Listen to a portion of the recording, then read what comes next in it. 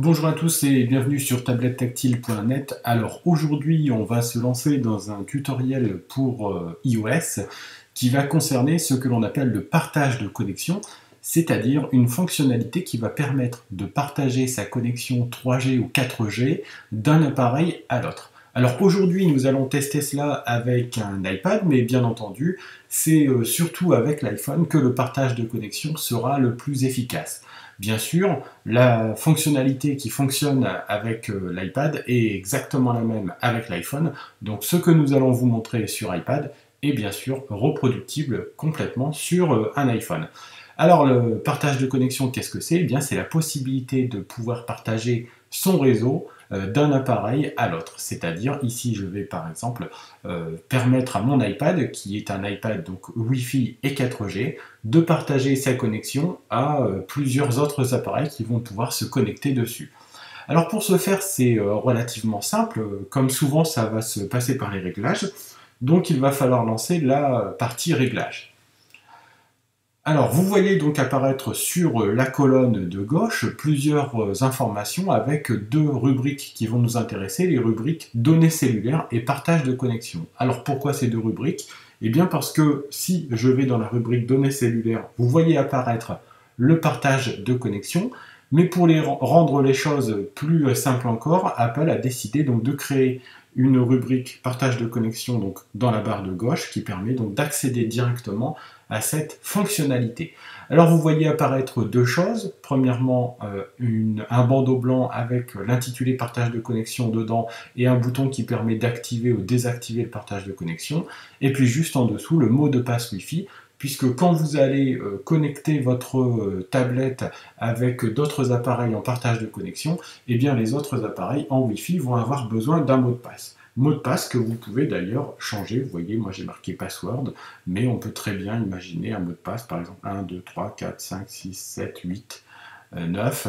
Et donc voilà ainsi un nouveau mot de passe qui permettra d'accéder au réseau en 4G de mon iPad. Alors bien entendu, pour partager la connexion, ça va être très simple puisqu'il va falloir l'activer. Et à partir du moment où le bouton est activé, eh bien d'autres appareils, que ce soit des appareils Windows, Android ou encore iOS, vont pouvoir voir apparaître dans la liste des réseaux Wi-Fi le nom du réseau de mon iPad et ainsi se connecter dessus après avoir rentré le mot de passe. C'est relativement simple. Vous voyez qu'en dessous, on nous précise même qu'il y a plus exactement 3 techniques pour se connecter avec mon iPad. Première technique, c'est le Wi-Fi, celle qu'on vient de montrer. Deuxième technique, c'est le Bluetooth. Pour cela, il faudra avoir jumelé l'iPad avec l'ordinateur au préalable. Et puis la troisième technique, c'est via le cordon USB. Donc pour cela, il faudra avoir branché le câble Lightning de l'iPad jusqu'à un ordinateur, par exemple, si on veut partager la connexion avec un ordinateur.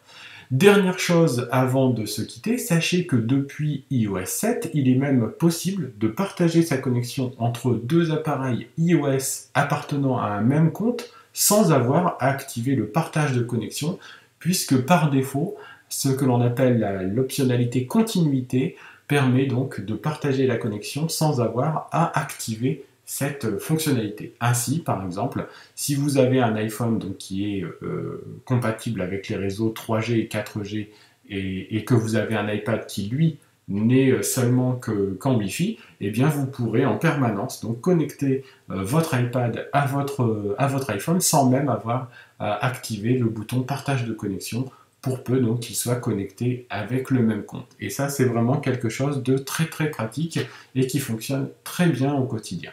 Voilà, on vous a tout expliqué sur le partage de connexion, donc sur la simplicité avec laquelle cela se fait sur iOS, et c'est une fonctionnalité bien pratique parce que par exemple, si votre iPad n'est qu'un iPad Wi-Fi et que vous avez un appareil dans la poche type iPhone, eh bien vous allez pouvoir partager la connexion et retrouver du réseau 3G, 4G sur votre iPad sans avoir à multiplier les abonnements 3G, 4G. Voilà, on espère que cette petite explication vous aura été bien utile et puis on vous donne rendez-vous très très prochainement pour de nouveaux tutoriels iOS sur tablettetactile.net. On vous souhaite une bonne journée, au revoir.